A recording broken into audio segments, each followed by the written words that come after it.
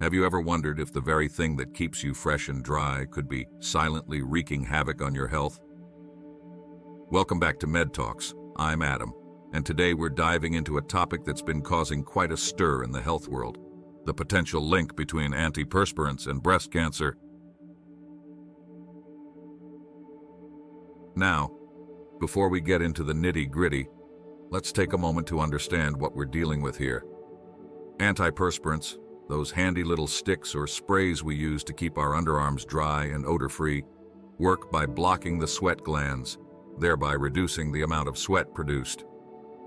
The key ingredient that makes this possible is usually an aluminum-based compound. Now, here's where the controversy begins.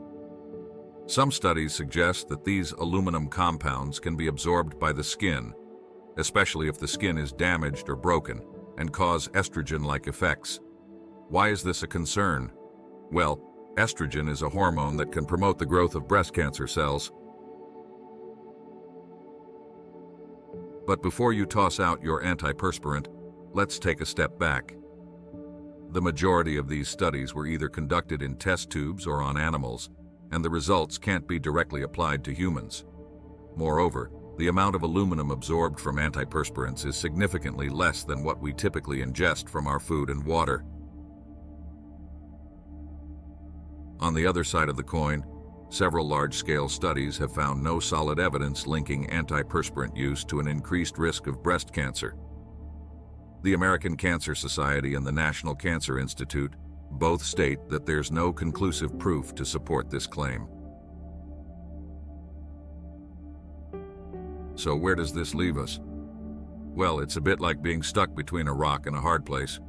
On one hand, we have some studies suggesting a potential risk, and on the other, we have a lack of concrete evidence. But here's the thing. Health is not a one-size-fits-all concept.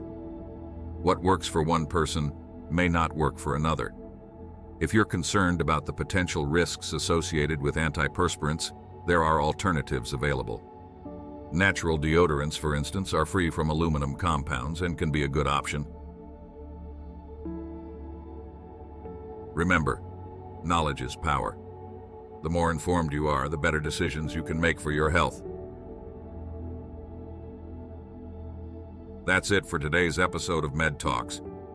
If you found this information helpful, don't forget to give this video a thumbs up and hit that subscribe button so you won't miss out on our future health discussions. Until next time, stay healthy and stay informed.